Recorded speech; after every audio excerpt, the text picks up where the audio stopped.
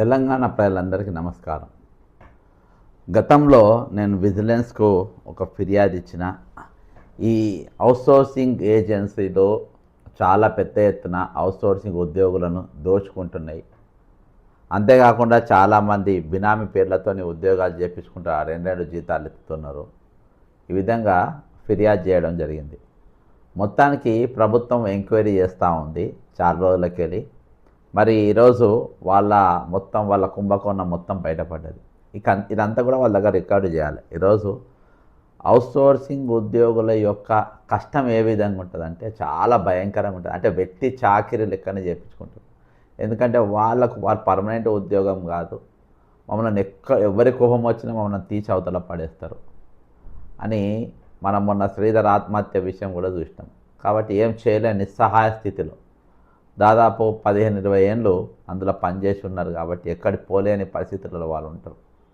కాబట్టి వాళ్ళు ఏం చెప్పినా చేస్తారు.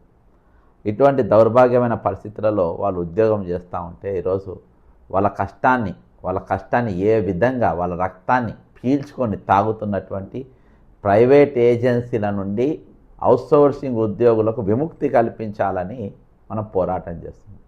కానీ ప్రభుత్వం ఒక అడుగు ముందుకేసి ఈరోజు నేషనల్ హెల్త్ మిషన్ ఉద్యోగులను కూడా అవుట్సోర్సింగ్ కింద కలిపేసింది. సరే, ఏదేమైనప్పటికీ మొత్తానికైతే అవుట్సోర్సింగ్ ఎంప్లాయీస్ యొక్క భారీ కుంభకోణం అయితే ఈరోజు బయటకు వచ్చింది. 1100 కోట్ల పిఎఫ్ స్కామ్. ఇది రూపాయి కాదు, ₹2 కాదు, ఏకంగా 1100 కోట్ల పిఎఫ్ స్కామ్ అయింది. ఉద్యోగుల సొమ్మును పక్కదారి పట్టించిన అవుట్సోర్సింగ్ ఏజెన్సీలు ఆడిటింగ్ ఆధారాలు సీడింగ్లో బయటపడ్డ భాగోతం. రాత్రికి రాత్రే బోర్డు తిప్పేసిన వందలాది ఏజెన్సీలు. అప్రమత్తమైన రాష్ట్ర ప్రభుత్వం కఠిన చర్యలు తీసుకోవాలని పిఎఫ్ కమిషనర్కు సిఫార్సు. రాష్ట్రంలో అవుట్సోర్సింగ్ ఏజెన్సీల అక్రమాల భాగోతం బట్టబయలైంది. వేలాది మంది ఉద్యోగుల భవిష్యత్ నిధికి ఎసరు పెడుతూ లక్షలాది ఏజెన్సీలు సాగించిన పిఎఫ్ స్కామ్ 1000 కోట్లు దాటింది. అవుట్సోర్సింగ్ ఏజెన్సీలు ఏకంగా 1100 కోట్లకు పైగా పిఎఫ్ నిధులు దాడి మళ్లించినట్టు ప్రభుత్వం ఆడిటింగ్లో పాటు ఆధార్ సీడింగ్ పరిశీలనలో వెలుగు చూసింది. ఉద్యోగులకు చేరాల్సిన సొమ్మును ఏజెన్సీ సొంతానికి వాడుకోవడం పాటు హోస్ట్ బోగస్ ఉద్యోగుల పేరుతో ప్రభుత్వ ఖజానా కొల్లగొట్టినట్టు తేలింది. అప్రమత్తమైన రాష్ట్ర ప్రభుత్వం బాధ్యులైన ఏజెన్సీలపై చట్టపరమైన చర్యలు తీసుకోవాలని ప్రాంతీయ పిఎఫ్ కమిషనర్కు సిఫారసు చేసింది. వేతన స్లాబ్ల వారీగా అంటే రాష్ట్ర వ్యాప్తంగా వివిధ ప్రభుత్వ శాఖల సంస్థల్లో ఏజెన్సీల ద్వారా సుమారు 1.60 లక్షల మంది అవుట్సోర్సింగ్ ఉద్యోగులు విధుల్లో కొనసాగుతున్నారు. ఎంత? 1.60 లక్షల అవుట్సోర్సింగ్ ఉద్యోగం కొనసాగుతుందంట ఆల్రెడీ. ఇందులో అంటే ఓవరాల్గా అన్ని డిపార్ట్మెంట్లు కలిసి దాదాపు 4,60,000 మంది అట్టుంటారు. వీరిలో 60% పైగా అసలు పిఎఫ్ ఖాతాలే లేకపోవడం లేదా జమ కాకపోవడం ఆశ్చర్యం కలిగిస్తుంది. నిబంధనల ప్రకారం బేసిక్ వేతనం రూపాయలు 15,600 ఉన్న ప్రతి ఉద్యోగి తరపు ఏజెన్సీ ఈపీఎఫ్ కింద 13% అంటే ₹2,025, ఈఎస్ఐకి 507, ఏజెన్సీ కమిషన్ 624 4%, జిఎస్టీకి 3,377 అంటే 18%, కలిపి మొత్తంగా 22,136 చెల్లిస్తుంది. కానీ ఉద్యోగి జీతం నుంచి పిఎఫ్కు ₹1,872 అంటే 12%, ఈఎస్ఐకి 117 0.75% కోత విధిస్తూ నికరంగా 13,611 మాత్రమే చేతికి ఇస్తున్నారు. అదేవిధంగా బేసిక్ వేతనం నుండి 19,500 ఉన్న ఉద్యోగిపై ప్రభుత్వం 26,979 వెచ్చిస్తుంటే ఉద్యోగి పిఎఫ్ ₹1,800 కట్ చేసుకొని నికరంగా 17,404 ఇస్తున్నారు. అలాగే ₹22,750 బేసిక్ ఉన్న సీనియర్ ఉద్యోగి పైన కూడా 31,092 వేచిస్తుంటే చేతికిచ్చేది ₹20,576 మాత్రమే. ఓకేనా? ₹570 మాత్రమే బేసిక్ ఉన్న అయితే మాత్రమే ఇస్తున్నారు. కానీ ప్రభుత్వం ఇచ్చే యజమాని పిఎఫ్ వాటా, ఉద్యోగి జీతం నుంచి కట్ చేసే పిఎఫ్ మొత్తం కలిపి ఉదాహరణకు 15,600 స్లాబ్ నెలకు ఉంటే ఇది రూపాయలు 3,900 చొప్పున ఈపీఎఫ్కు జమ కాకుండా ఏజెన్సీలు నొక్కేస్తున్నాయి. దీని మీదనే నేను దాదాపు ఒక 6 నెలల క్రితం మన రాష్ట్ర విజిలెన్స్ గారికి కంప్లైంట్ ఇచ్చిన. అయితే ఇందులో చాలా వరకు పెద్ద బడా నాయకులకు, ఇటు బీఆర్ఎస్ బడా నాయకులకు, కాంగ్రెస్ బడా నాయకులకు బినామీ పేర్లతోని కంపెనీ ఉన్నాయి. మొత్తము రాష్ట్ర వ్యాప్తంగా దాదాపు 4,800 ఏజెన్సీలు ఉంటే అందులో 4,300 ఏజెన్సీలు ఫ్రాడ్ అని తెలియంది, అంటే అక్రమాలకు పాల్పడుతున్నారని తెలియంది. ఇది నాకు కాదు, బాజాప్తా ముఖ్యమంత్రి గారి దగ్గరనే ఉన్న రిపోర్టు. అయినా కానీ ముఖ్యమంత్రి రేవంత్ రెడ్డి గారు ఇప్పటి వరకు వారిపైన ఎటువంటి చర్యలు తీసుకోలేదు.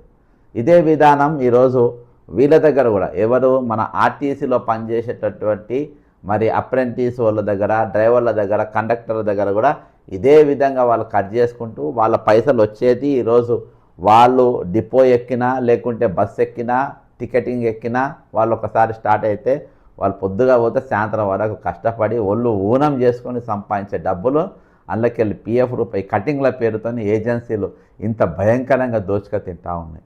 ఈరోజు కూడా వాళ్ళు అప్రెంటిస్ పోస్టు పడితే ఆ పోస్టుల కోసం పొద్దుగాలకెళ్ళి అరెస్ట్ అయ్యి ఈరోజు ఎల్ఐ సెక్రటరియట్ పిలిపించినాం. ఈరోజు మేము పొద్దుగాల అరెస్ట్ అయ్యి అన్ని వివిధ పోలీస్ స్టేషన్లు రాష్ట్ర వ్యాప్తంగా ఈరోజు అప్రెంటిస్ ఉద్యోగులు పెద్ద ఎత్తున ఈరోజు హైదరాబాద్కు రావడం జరిగింది. అన్ని పోలీస్ స్టేషన్లు, దాదాపు టౌన్లో ఉన్న అన్ని పోలీస్ స్టేషన్లో అరెస్ట్ అయ్యి ఈరోజు ఉన్నారు. వాళ్ళ జీతాలు వింటే పరేషాన్, ఒక్కొక్కరు 11,000 అంట, 12,000 అంట. ఆ జీతంతో పనిచేసినటువంటి వ్యక్తులు ఈరోజు ఏమైనా అవకాశాలు దొరికితే వెళ్దామనే ఉద్దేశంతో పనిచేస్తూ ఉంటే ఏం లేదు, అలా కొత్త వాళ్ళని పెట్టి ఇవి కూడా రాకుండా చేయడానికి ఆర్టీసీ నౌకర్లు అంట ఈరోజు మరి పోలీసు రిక్రూట్మెంట్ బోర్డు నింపాలని చెప్పి అక్కడ ఇచ్చిందంట. తుగ్లక్ ప్రభుత్వం ఆ విధంగా తయారైపోయింది. ఈరోజు 100 కోట్ల రూపాయలు మేతమేస్తున్న మరి ఈ ప్రైవేట్ ఏజెన్సీల ఆట కట్టించడానికే ఈరోజు ఒక పెద్ద ఉద్యమము మరి జేఏసీ తరఫున తీసుకోవడం జరుగుతాం.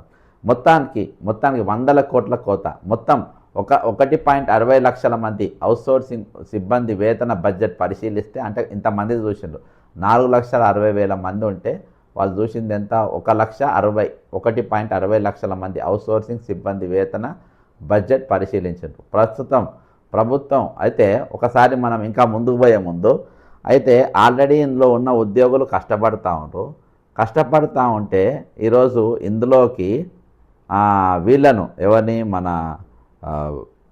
మా నేషనల్ హెల్త్ మిషన్ వాళ్ళని కూడా ఇందులో తీసుకొని వచ్చారు.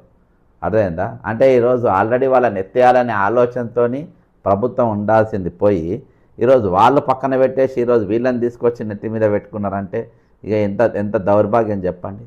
కాబట్టి ఖచ్చితంగా దీనిపైన ప్రతి ఒక్కరు ఉద్యమించాలి, దీని గురించి మాట్లాడాలి, దీని గురించి ఖచ్చితంగా మనం పోరాటం చేయవలసిన అవసరం ఎంతైనా ఉందని చెప్పేసి ఈ సందర్భంగా తెలియజేసుకుంటున్నా.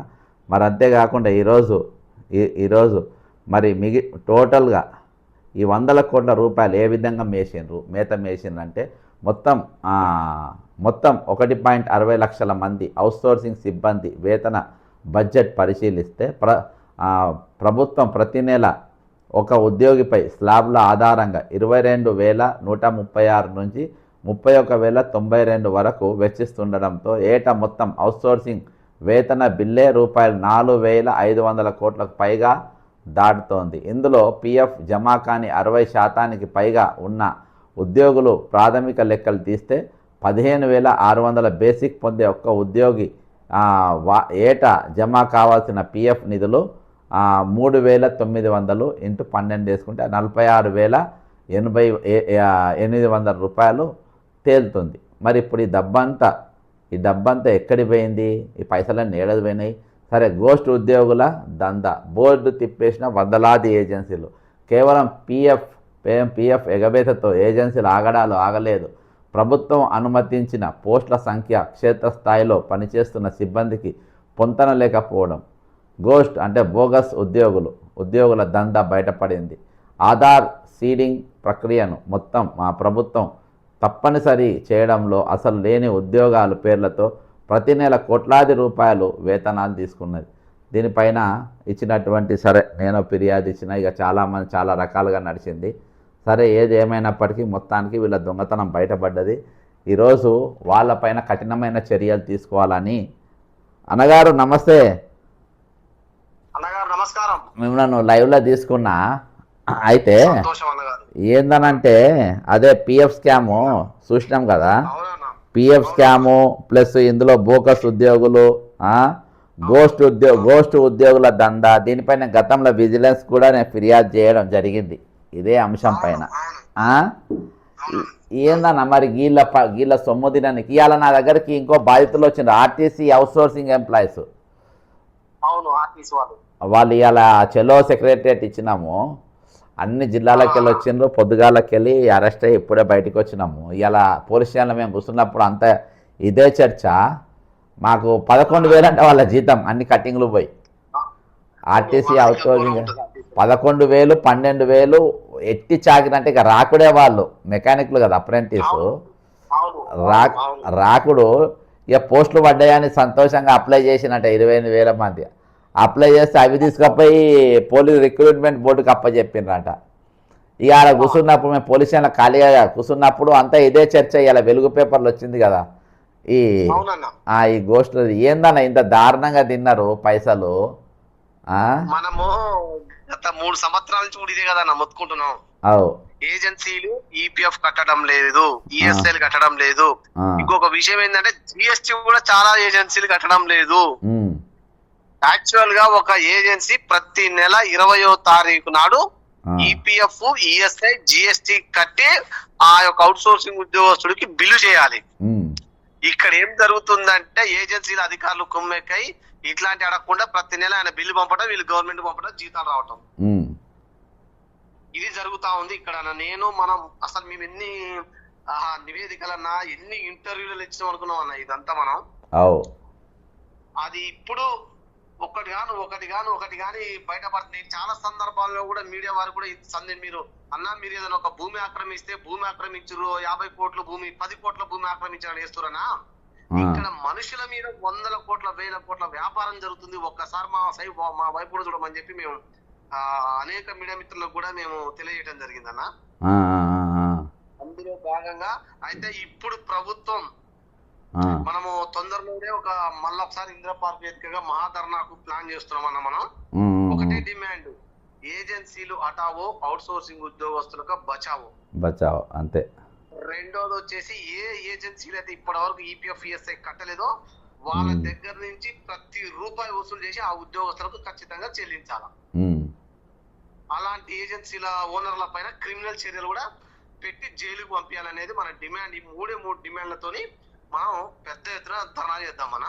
అంతే అది మొత్తం రికవరీ కావాలి, వీళ్ళ అకౌంట్లలో వాడాలి, రికవర్ చేయాలి. ప్రతి రూపాయి వాళ్ళ దగ్గర నుంచి రికవరీ చేయాలి. పైసలు అన్ని వీళ్ళ అకౌంట్లో పడాలి, వీళ్ళని జైలుకు పంపాలి. అంతే. ఆ ప్రభుత్వం కఠినమైన చర్యలు ఇమ్మీడియట్ గా తీసుకోవాలా. అంతే. ఆ యొక్క కార్యక్రమానికి మనం తొందరలోని నాంది పలుకుదామని ఇమ్మీడియట్ గా.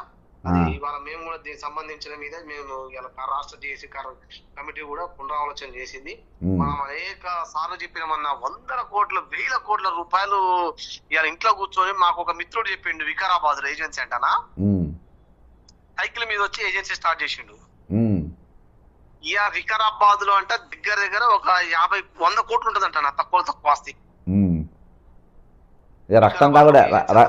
రక్తం తాగుడే కదా, మందులో సోడా కలుపుకుంటారు, వీళ్ళేమో రక్తంగా అవుట్ సోర్సింగ్ ఎంప్లాయీస్ రక్తం కలుపుకొని తాగుతారు.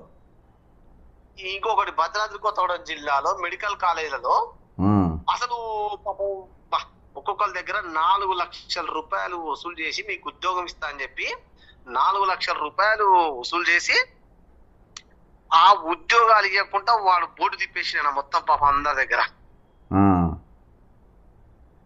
ఇట్లాంటి వెలుగులు చూస్తుంటే కళ్ళకు బహిర్గమ్మే సత్యాలు, నిజాలు బయటపడుతున్నాయి అన్న. ఈ రోజు మా ఉద్యోగస్తులు ఇప్పుడు దేరుకొని బయటకు వచ్చి ఒకటొకటి చెప్తా ఉన్నారు మనకు. ఇప్పుడు చెప్తా ఒక్కొక్కరు 4 లక్షల రూపాయలు అంటే ఏందన్న, ఒక ఫ్యామిలీలో వాళ్ళ అన్నదమ్ముళ్ళు, అక్క పిల్లలు, లేడీస్ 4 కట్టిరంట అన్న పైసలు పాపం. 16 లక్షలు 16 లక్షల రూపాయలు ఇప్పుడు పోలీస్ కేసు నిన్న పోలీస్ కేసు అయింది, పోయిన వారం పోలీస్ కేసు పెట్టినట్టు ఆయన మీద. ఏం పెట్టినా ఇక ఏం ఉపయోగం అన్న తిరిగి అందుకే మనం నిరుద్యోగులకు కూడా మీ ద్వారా నేను నిరుద్యోగులకు కూడా ఒక అడుగుతా ఉన్నా, మీరు కూడా మాతో కలిసి పోరాటానికి రండి. మేము చెప్పేది ఒకటే, ఇక ఈ రాష్ట్రంలో అసలు అవుట్ సోర్సింగ్ ఉద్యోగాలు అనేది బ్యాన్ చేయాలన్న ఫస్ట్. ఒకవేళ రిక్రూట్మెంట్ చేయాల్సిన పరిస్థితి వస్తే ప్రభుత్వం ద్వారా జరగాలి తప్పితే ఇక ఏజెన్సీల ద్వారా జరగకూడదు అనేది మేము కోరుకుంటా ఉన్నాం. అంతే కదా, ఇంత పెద్ద స్కామ్ అవుతున్నప్పుడు ఏజెన్సీలను పూర్తిగా తొలగించాలి, ప్రభుత్వమే నేరుగా జీతాలు అందించాలి సమయానికి.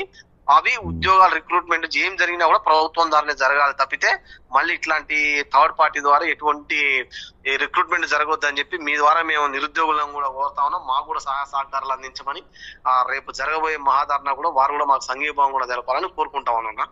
తప్పకుండా brother. Thank you brother, thanks for input. Right. ఇది ఈరోజు జరుగుతున్నట్టు ఒక పెద్ద స్కామ్. ఇది లక్షల రూపాయలు ఒక దిక్కు నౌకర్లు ఇస్తామని, తర్వాత నౌకర్లు ఇచ్చుడు ఒక చిత్రము.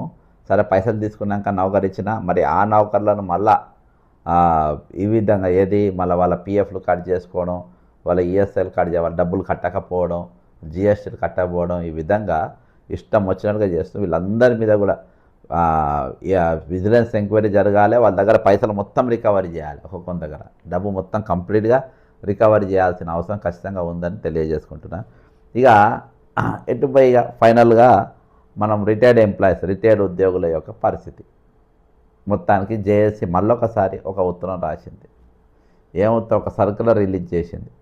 It is decided to convene the extended executive meeting. మళ్ళీ ఇది 100వ మీటింగో 200వ మీటింగో నాకు తెలియదు. Extended executive meeting of joint action committee of Telangana employees, gazetted officers, teachers, workers and pensioners under the chairmanship of Shri Maram Jagadishwar, chairman TGE JSC on 18/8/2026 Tuesday 11 AM at TNGO Bhavan, Nampalli, Hyderabad to discuss the following agenda. అర్థమైందా? మంగళవారం 18వ తారీఖు రోజు పొద్దుగాల 11 గంటలకు ఇక అన్ని ఉద్యోగుల సమస్యలు ఇవన్నీ కూడా వీళ్ళు మాట్లాడలేకపోతున్నారంట. To discuss about second payment revision committee report and its immediate implementation. అవుతుందా? Okay.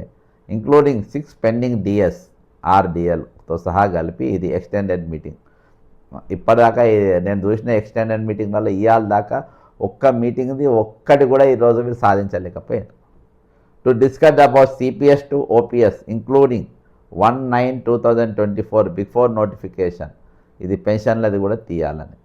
To discuss regarding proper implementation of employees health schemes, ఇది చేయాలని.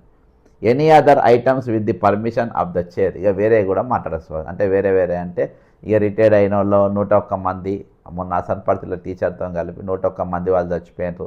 ఇంకా చాలామందికి బకాయిలు రాలేదు, వచ్చినా కన్నా సగం బకాయిలే వచ్చినాయి. వాళ్ళ బకాయిలు ఇప్పియడం. అంతేకాకుండా ఈరోజు మరి మన హెల్త్ స్కీమ్ వాళ్ళకు పైసలు 1.15% రిటైర్డ్ ఉద్యోగుల దగ్గర కూడా వసూలు చేయడం. అర్థమైందా? పెన్షన్ స్కీమ్ సరే అవి కూడా యాడ్ చేస్తుండే కానీ అవి యాడ్ చేయలే.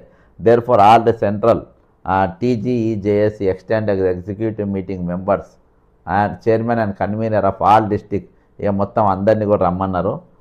అందరు కూడా రమ్మన్నారు. ఇక దాని గురించి మాట్లాడదామని చెప్పిండ్రు. మరి ఆ రోజు ఏం చేయబోతారో ఏందో మరి. కనీసం ఈసారన్న పెన్ డౌన్ పిలుపిస్తారో లేదో చూడాలి.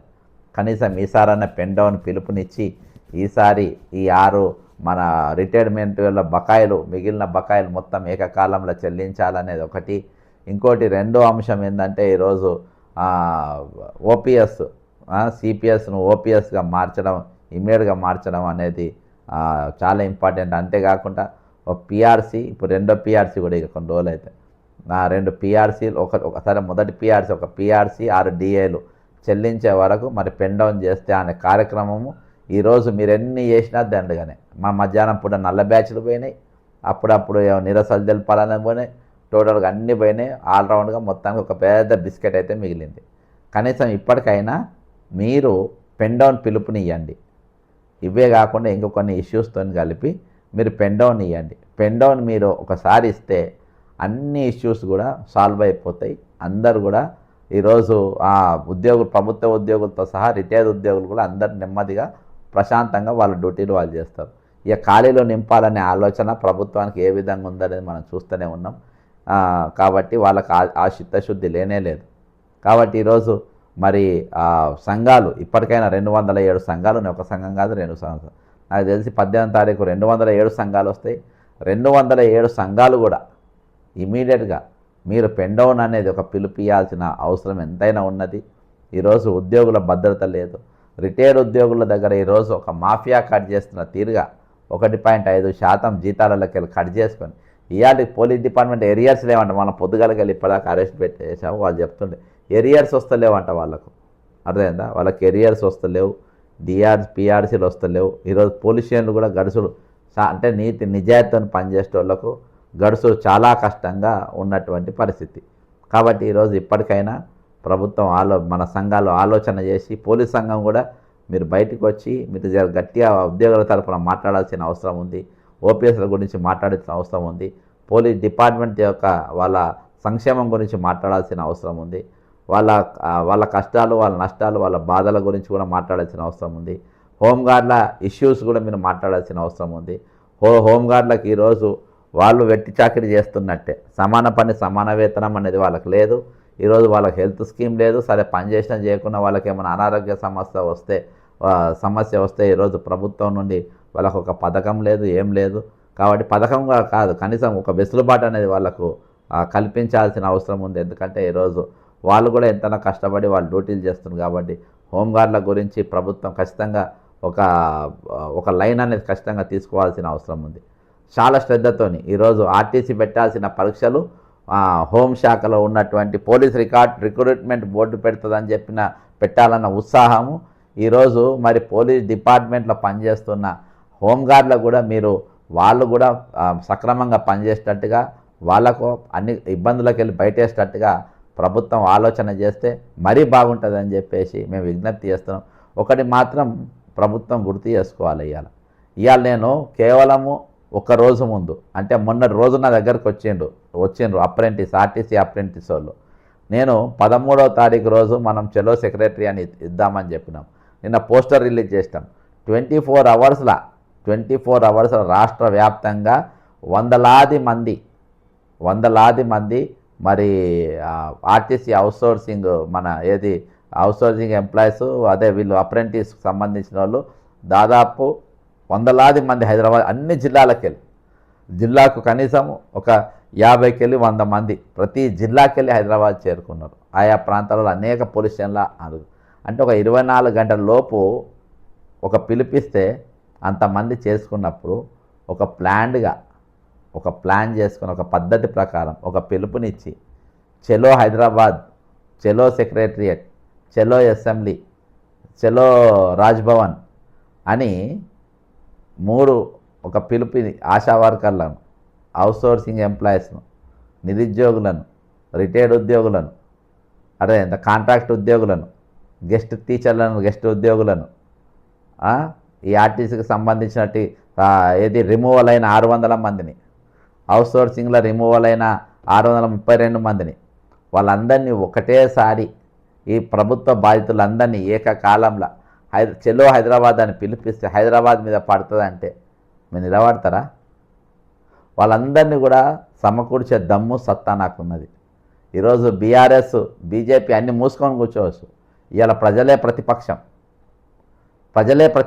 మీరు బయటకు తీస్తున్న అంశాలు మీరు చేస్తే ఎవరు పట్టించుకుంటలేరు.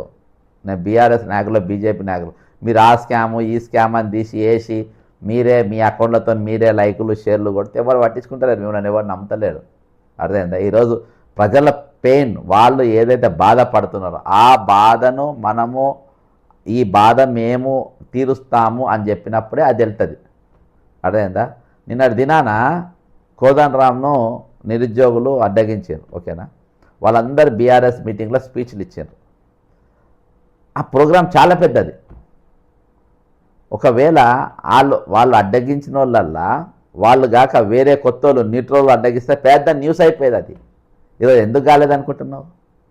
బీఆర్ఎస్ చెట్టు కిందికి పోయి ఉద్యమాలు చేసేటోళ్ళను జనం నమ్మరు. అర్థం చేసుకోండి మీరు.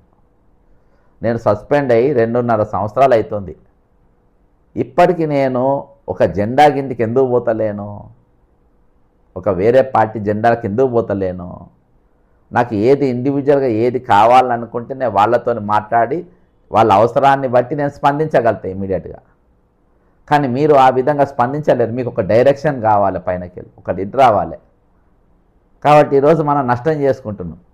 నిరుద్యోగులు నాకు నేను చెప్పేది ఏంటంటే మీరు అర్థం చేసుకోండి. ఈరోజు కష్టమైన నష్టమైన మీరు ఒక పర్సన్ ఎత్తుకొని ఒక పర్సన్ లేపుకొని ఒక పర్సన్కు మీరు సపోర్ట్ బీఆర్ఎస్లో ఒక పర్సన్కు సపోర్ట్ చేసుకుంటా ఈరోజు ముందు పోయే ఆలోచన ఉంటే ఉద్యమాలు ముందు పోయివి. దాని వెనుక వాళ్ళు ఏదో చేస్తుండ్రు కాబట్టి వీళ్ళు ఇంతగానం చేస్తుండ్రు అనేది ఉంటుంది. కానీ ఈరోజు నిజంగా మనము నిరుద్యోగుల పక్షాన, ప్రజల పక్షాన, దోపిడీ గుబరెత్తున వర్గాల తరపున మనం నిలబడ్డం అనే నమ్మకం, విశ్వాసం జనానికి కలగాలంటే మనం 101% మనము నికాసుగా ఉండాలి. మనం ఏ జెండాకు ఉండకుండా పోకుండా. నిన్న 46 జీవో తీసుకొచ్చింది బీఆర్ఎస్ఏనే. ఇప్పుడున్న శ్రీనివాస్ గారిని ఎవరైతే board chairman, police board recruitment board chairman కూడా ఆయన నియమించింది వాళ్ళేనే. ఈరోజు ఎండ్లో చేసినా కానీ అన్నీ వాళ్ళే చేస్తారు. ఈరోజు మళ్ళీ వాళ్ళ దగ్గరికే పోయి మనము వీళ్ళపైన పోరాటం చేస్తే ఎవరు నమ్ముతారు చెప్పండి? ఈరోజు మన దగ్గరికి రావాలన్నా, ఒకళ్ళు మన దగ్గర నిలవాలన్నా మన దగ్గర మినిమమ్ ఆ ఇంటిగ్రిటీ అనేది ఉండాలి. మనల్ని చూస్తే అరే వీళ్ళ చేస్తారనే నమ్మకం, విశ్వాసం వాళ్ళకి కావాలి ఈరోజు.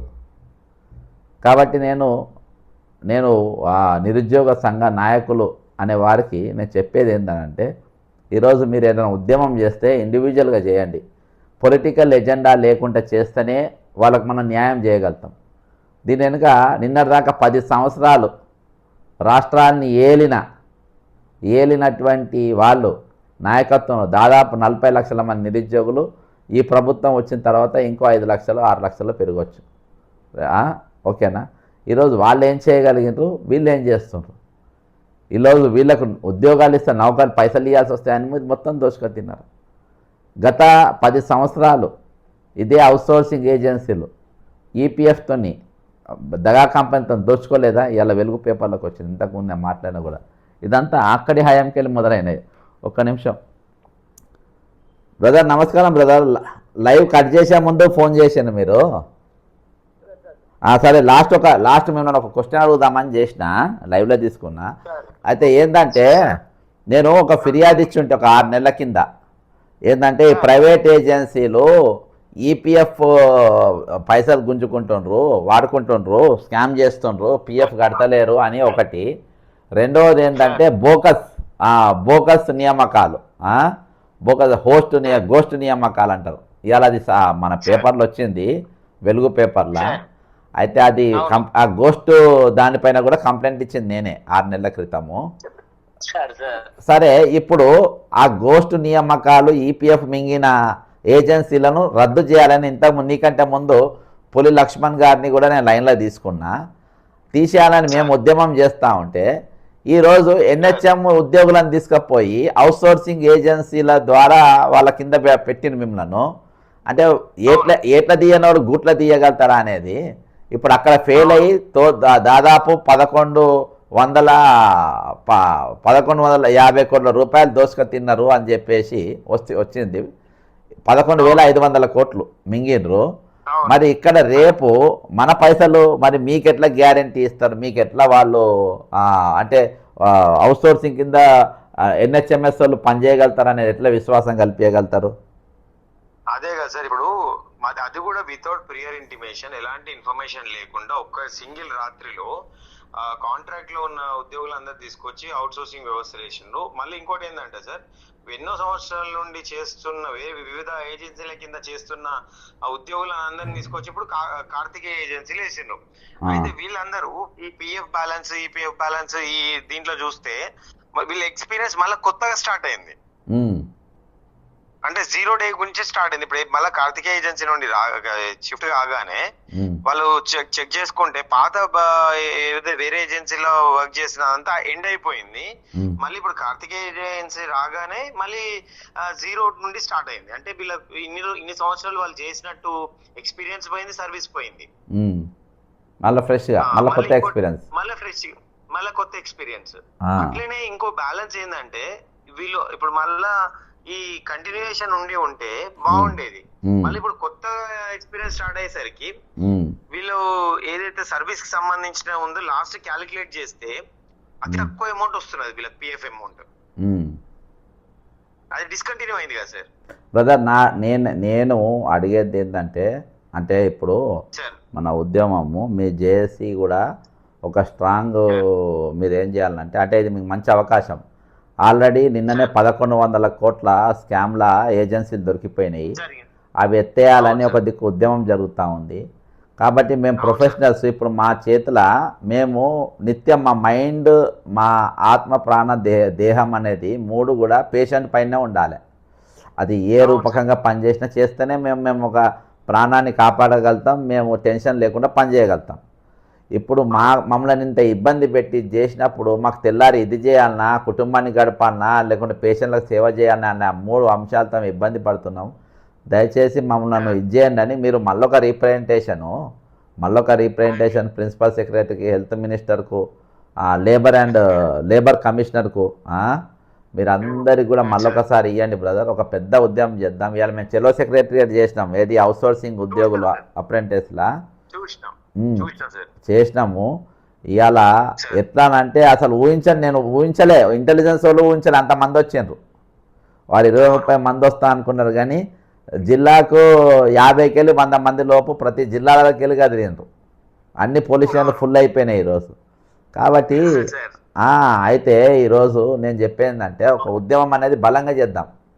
ఈరోజు ఎట్లయినా మొదలైంది, ఏజెన్సీలు అనేది దొరికిపోయిన ఏజెన్సీల చేతిలో మా బతుకులు పెట్టి ఇప్పుడు వేరే వాళ్ళని పెట్టి ఒకే తప్ప వాళ్ళు కొట్లాడతారు. హెల్త్ డిపార్ట్మెంట్లో పనిచేసేటోళ్ళు చాలా రిఫ్రెష్డ్గా ఉండాలి. రిఫ్రెష్డ్గా ఉంటేనే వాళ్ళు సేవలు సకాలంలో సమయంలో మంచి వైద్యం అందియగలుగుతారు. కాబట్టి మేము ఇంకా నాకు చాలా ఇంట్రెస్ట్ ఉంది. మొన్న వచ్చిన కాంచెలి అసలు మీకోసం వస్తే వాళ్ళు నన్ను గెలవనికి వచ్చిన అక్కడికి ఇలా ఆర్టీసీ వాళ్ళు మీ టెంట్ దగ్గరకు వచ్చిండ్రు, అవతల సైడ్ అక్కడికి వచ్చి అలా పరిచయం అయ్యారు. మొన్న కాల్ ఇచ్చిన మీ అలా ప్రోగ్రామ్ అయింది.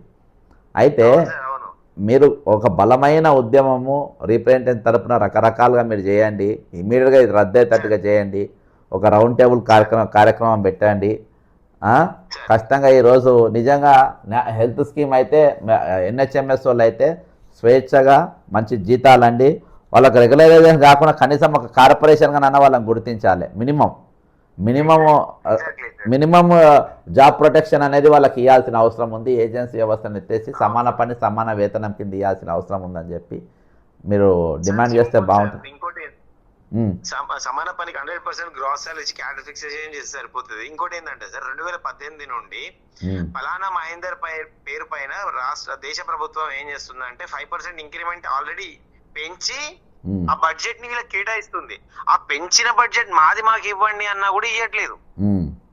అది ఎంత దౌర్భాగ్యం అంటే చూడండి. ఇంకా అంటే మా పైసలు, మాకు ఇచ్చిన పైసలు మన రాష్ట్ర ప్రభుత్వం తీసుకుంటుంది 2018 నుండి. ఒకసారి నువ్వు చెప్పింది ఒకటి, మన తెలంగాణ పోలీసులను NIA తీసుకుంది, నేషనల్ ఇంటెలిజెన్స్ ఏజెన్సీ ఉంటాయి కదా, NIA ఒక 50 మంది 100 మంది పోలీసులను తీసుకొని అక్కడ ఇప్పుడు మీకు ఇచ్చినట్టే వాళ్ళు ఇంక్రిమెంట్ ఇచ్చిండ్రు, బాగా పనిచేస్తుందని ఇస్తే వీళ్ళు ఏం చేసింది తెలుసా, తెలంగాణ పోలీస్ డిపార్ట్మెంట్ మీకు డబ్బులు ఎక్కువ ఇచ్చిండ్రు, వాళ్ళు ఇచ్చిన టిప్పులు వీళ్ళ లెక్కలో రాసుకొని కట్ చేసిండ్రు. కట్ చేసి సేమ్ మీరు అట్నే ఉన్నది ఇప్పుడు. అరే మేము కష్టపడుతున్నాం, మేము నెల జీతం ఈ 2018 వరకు మాకు ఆటోమేటిక్ మేము ఎవరిని అడగాల్సిన అవసరం లేదు, అడుక్కోవాల్సిన అవసరం లేదుండే. ఇప్పుడు మాకు అదే 5% మాకు ఇంక్రిమెంట్ ఉండి ఎవ్రీ 4 సంవత్సరాలు లాయల్టీ బోనస్ ఇచ్చి ఉంటే సార్ మాకు రెగ్యులర్ ఎంప్లాయీస్ కంటే ఎక్కువ జీతం ఉంటుండే. అవును, 100%. మీరు అది మాకు ఇవ్వండి అన్నా కూడా సరే వీళ్ళని ఎక్స్ట్రా పడండి, మీకు రాష్ట్ర ప్రభుత్వం కాదు సొమ్ము, పైసలు బ్యాక్ మీ ఖజానా నుండి ఇవ్వట్లేదు. ఉమ్, అది ఆల్రెడీ మా పేరు పైన మీకు ఇస్తున్న ఖజానానే కదా. మీ అవు మీ రాష్ట్ర ప్రభుత్వమే ఏం బర్డన్ పడట్లేదు కదా. మేము మీ నుండి ఎక్స్ట్రా అడగట్లేదు కదా. అవు మా పేరు మీద వచ్చింది మాది మాకు ఇవ్వండి అని అంటున్నాం.